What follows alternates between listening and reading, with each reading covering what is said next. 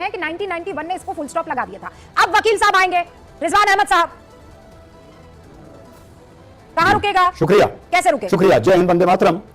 हाँ, कहां रुकेगा अभी बता देता हूं कहां रुकेगा। और अतीकुर रहमान भाई ने जो प्लेसेस ऑफ वर्शिप एक्ट की बात करी, गारंटी देता हूं रुबिका जी, आपके प्रोग्राम से आज जो गूंज उठेगी वो एक्ट ऑफ 1991 क्या है, इसकी दिशा धारा पूरे देश में बदल देगी। दो शब्द पकड़ के चलिए, एक रूप, एक स्वरूप।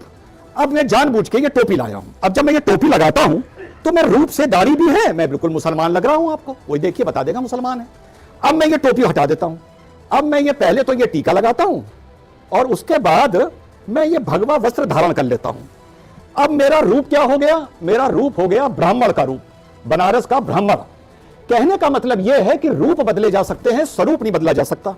अब यह स्वरूप शब्द कहां से आया? प्लेसेस ऑफ वर्शिप एक्ट अपनी टीम से कहिए कि सेक्शन 4 फ्लैश करे, ये बड़ा इंपॉर्टेंट है इस देश के लिए। सेक्शन 4 इंग्लिश और हिंदी में फ्लैश करवाइए। सेक्शन 4 लिखता है हिंदी में, उपासना स्थल का धार्मिक स्वरूप जैसा है वैसा ही रहेगा 1947 के बाद। और इंग्लिश में सेक्शन 4 लिखता है the character of the place, रूप जैसा है वैसा ही रहेगा। ना स्वरूप स्वरूप स्वरूप स्वरूप, ओके, हाँ, स्वरूप स्वरूप। और इंग्लिश में लिखा हुआ है the character of the place. यहां पर कानून लिखने वाले ने आइडेंटिफिकेशन नहीं यूज किया और उन्होंने रूप शब्द का इस्तेमाल नहीं किया। अब जैसा मैंने बताया कि रूप तो मैंने अपना इतनी देर में बदल दिया, लीजिए मैं ब्राह्मण बन गया, और अगर मैं इसको हटा दूं और 2 मिनट के लिए तिलक साफ कर दूं तो मैं भैया सैयद रिजवान अहमद सैयद बन गया। रूप बदलना तो इतनी देर की बात है। अब स्वरूप क्या चीज होती है? रूप वो होता है जो शक्ल से आप पहचान सकते हैं। स्वरूप होता है अंदर क्या है। श्री राम रूप से एक मनुष्य थे, लेकिन स्वरूप से एक अवतार थे। मोहम्मद सल्लल्लाहु अलैहि वसल्लम रूप से एक इंसान थे, लेकिन स्वरूप से एक पैगंबर थे। जीसस क्राइस्ट रूप से एक इंसान थे, लेकिन स्वरूप से द सन ऑफ गॉड थे। अपनी अपनी मानता है। आप ये कह रहे हैं तो प्लेस, हाँ, सैयद रिजवान अहमद, आप ये कह रहे हैं हाँ, कि 91 में लिखा था कि स्वरूप जी जो असल में उसका रूप है, आप तो पूरा खेल ही बदल दिया इस लिहाज से। तो यस एक सेकंड रूबिका, एक सेकंड।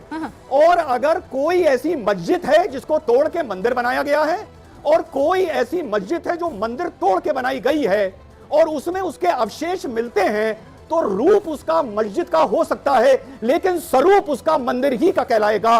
तो ये जो एक्ट है ये कह रहा है कि तुम रूप पे ना जाओ, तुम स्वरूप पे जाओ, सर्वे कर लो। अगर पता चल जाए जो स्वरूप था वो मंदिर का था, तो वो जगह मंदिर है। अतीकुर रहमान साहब जी, सैयद रिजवान अहमद साहब ने किसी के पास 91 वर्शिप एक्ट का पूरा रूप ही बदल दिया, उसके असल स्वरूप में पहुंचा दिया, अगर उनकी जुबान में कहूं तो। अतीकुर रहमान साहब 30 सेकंड्स। ये इंटरप्रिटेशन हो सकता है इनका। ओके अतीकुर रहमान साहब, ये इंटरप्रिटेशन हो सकता है और कानून का इंटरप्रिटेशन रॉन्ग भी हो सकता है। अगर इनका सही इंटरप्रिटेशन है तो सुप्रीम कोर्ट में साबित होगा। हमारा ये मानना है कि अयोध्या के चलते, राम जन्मभूमि डिस्प्यूट के चलते सरकार की फिलॉसफी, सरकार का प्रिंसिपल, सरकार का जो उद्देश्य था वो ये था कि ये तमाम डिस्प्यूट मंदिर और मस्जिद को लेकर खत्म हो जाएं और राम जन्मभूमि बाबरी मस्जिद के बाद में ये डर से उखड़ जाए और चैन की सांस लें इस देश के लोग और तरक्की की तरफ बढ़े, ना कि अपने आप को इन मामलों में उलझाएं कि ये मेरा धर्मस्थल है और वो उसका धर्मस्थल है। सैयद रिजवान 20 सेकंड्स, फिर मुझे आगे बढ़ना है। दूसरा जवाब भी सुन लीजिए रूबिका जी।